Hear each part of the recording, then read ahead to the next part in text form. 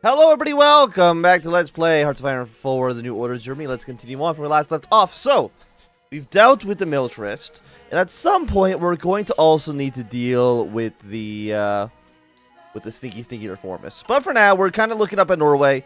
We want to get them back underneath our sphere, because look at that, right now they're progressive. You can't be progressive, Norway. You've got to be underneath the Reich. So, we gotta improve assault weapons. Not going to say no to that one. Do we have any more industry techs we can take? So what are we missing? A lot of aircraft stuff. And don't worry about that too much.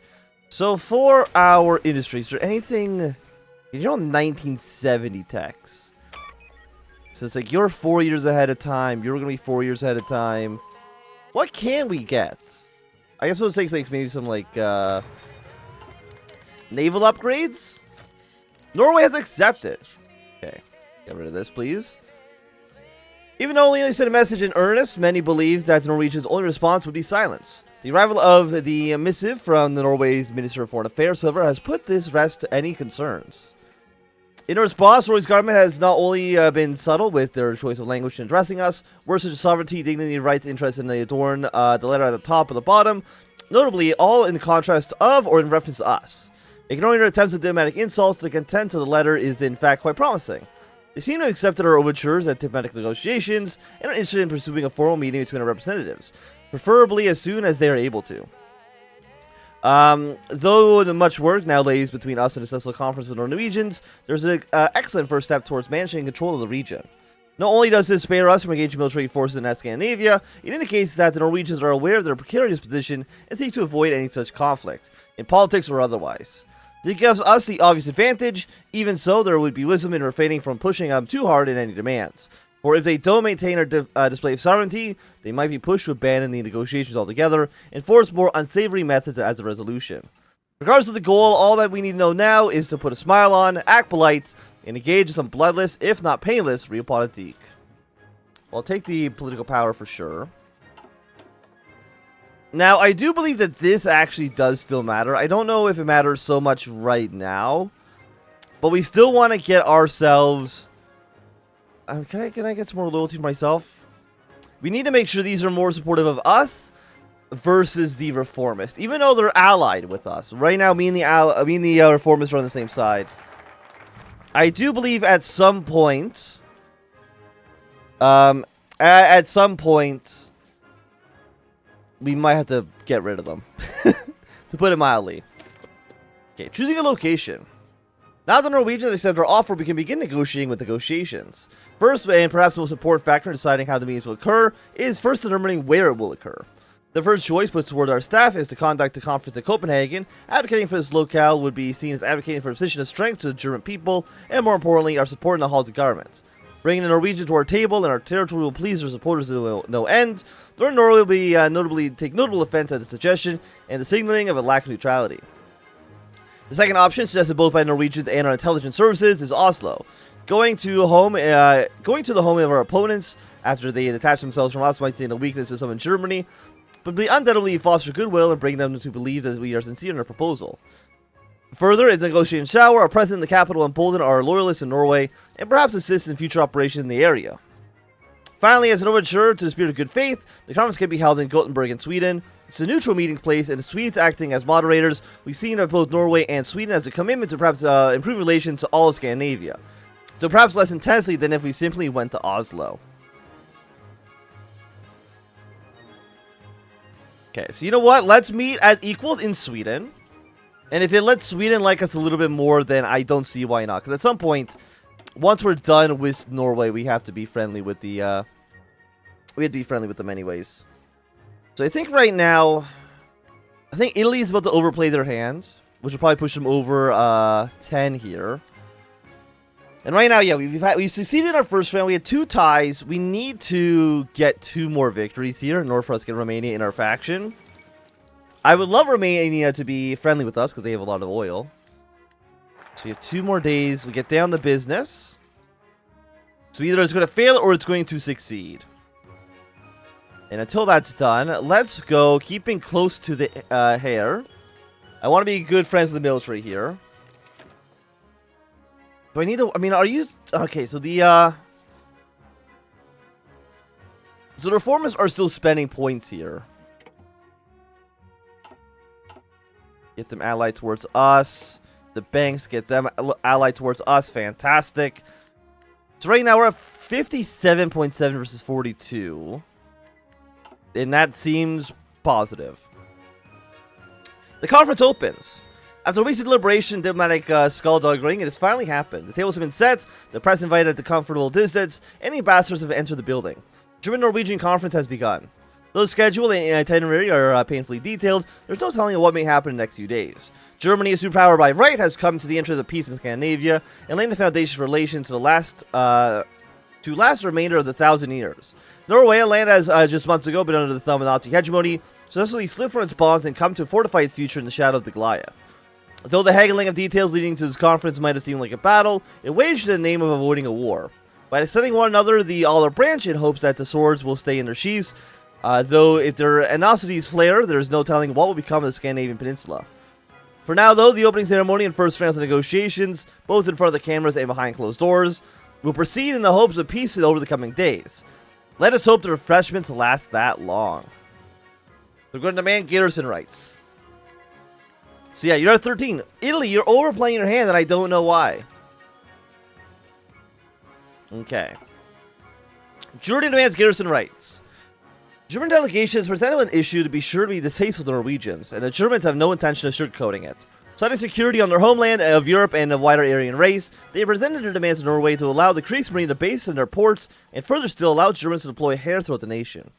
It's unclear as to observers if the German delegation believes the odds of acceptance are already in their favor, or if they're proposing something that this contention is hope of negotiating it down to their true expectations. But it's already caused quite the reaction for the Norwegians. Further technical discussion occurs behind closed doors, and will only tell what exactly be the final result, if any, will look like. A bold strategy.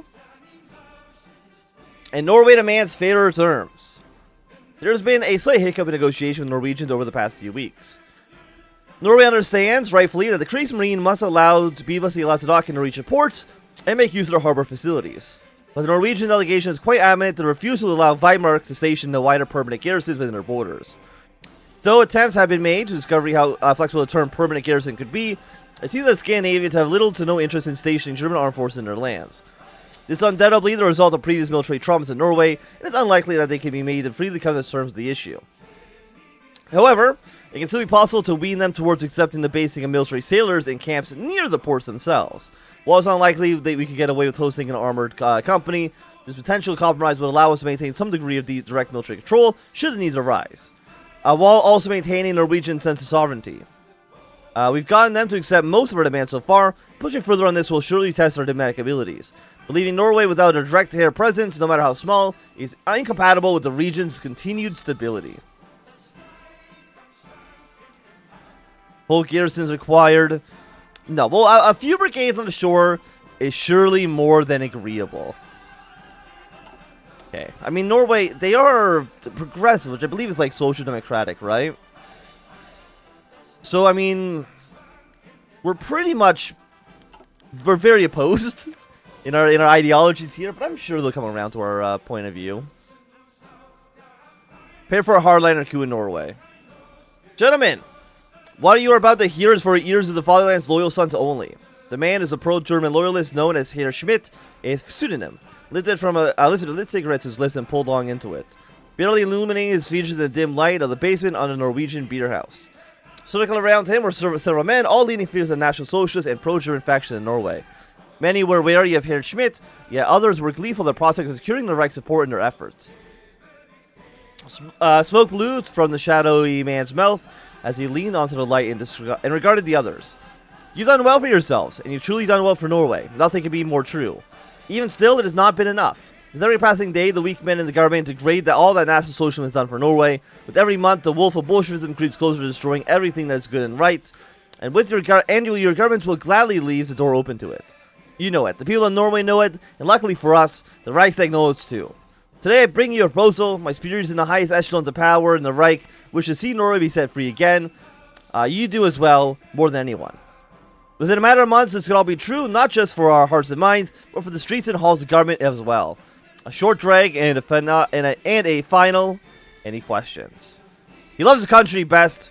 who strives to make it best. Okay, so we're going to prepare ourselves a hard coup.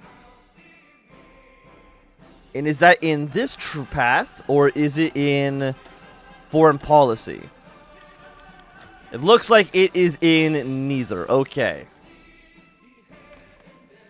By the way, how are you guys doing? Venezuela. I mean, you seem 61% stability, 81% war support. Is there anything I can do for you right now? Let's reorganize you. Hike up military terrain support. Sounds good. And then this is for the anti... What are you at right now? 98%? Okay, again, at some point that's supposed to collapse, and then we'll be in a good position. Negotiations break down. No one had any illusions that it would be easy. A few grasped it could be this hard. A particular difficult issue is forced by both delegations to come to grips with the reality of the intractable situation.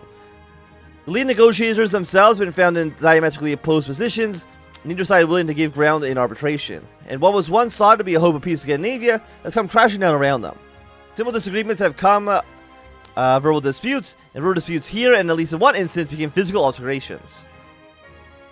Throughout the negotiation, the ambassadors generally managed to maintain property and politeness, but the uncompromised nature of the latest round of discussions laid bare the contempt each side had for the other's position.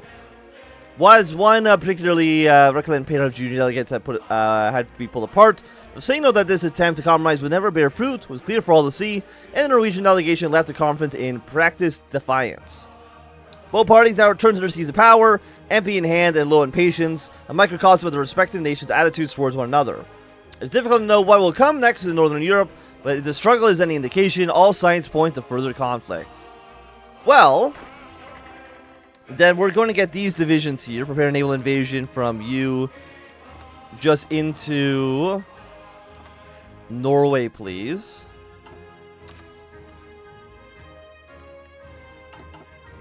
So, okay, the expected outcome, we have failed in this, but we will we'll still finish up Speedo's merry bands. We have 5 political power, which is not really enough to do anything. Okay, so this should win us our second round in Romania, because they went over 10. Hey, okay. So what do we want to do here? So we're at 8 points. They're at 3. So we really, unless we have like a 1 to 2 points, we should not do anything until Italy gets builds up their strength here. Okay, so then we're gonna go for the expected outcome. Clipping close to the air. With Schooner destroyed, Bormann has assumed that the OKW would rather cleanly fall in the line. After all, Schooner has been the biggest threat to the stability of the Reich, the warmonger who promised glory, honor, and death to the unwashed masses that made up the Heer's militarist. Without his jingoistic nonsense, the Führer has thought the discontented military would be so insignificant as to be negligible. It appeared that had not been the case. Perosino had taken to the faulty narrative that it had been reformers who had won the victory for the Reich. When Bormann received word for his boasting and posturing, he had nearly ground his teeth to the grit. He had frankly no idea how Speidel had won over the support by preaching such blatant cowardice, but it was something that needed to be dealt with all the same. He decided what needed to be done was an appeal to the conservative faction, the silent majority that Bormann knew made up most of the OKW. In celebration of the victory over Schooner, the Führer would have certainly condemned all radicals alike, expressing above how the Schooner had pushed on the Reich for change. Speidel may have had a loud mouth, but he would not be able to stand up to the true challenge from the Reich's finest. Bormann would stand by the last of the militarists, and in the process plant Speidel as Schooner's liberal minor Idrich. Both, however, different as they claim to be, would lead to collapse. Okay. So everybody's allied. We are supportive. I don't need points here. I need more political power. We are getting 2.5 per day, which is still pretty good. Do we have anything in here we want to take? 1968. 2 years ahead of time. I guess we can take some artillery upgrades. That seems okay. Let's go back to support. Recon Company 3, sure, why not? And once again, I don't know how to strengthen, fortify the Caribbean. No, I don't think we need to do that. I don't know how to actually deal with the Norway stuff. Because it said like we would get a pop-up in our events and decisions, but I literally don't see anything about that. Okay, so you're gonna have 2 points here. We do have some of these like 1 to 3 points will be pretty nice for us. Manpower minus 200 is not a big deal at all. So Italy, you're gonna get yourself boosted up to 7.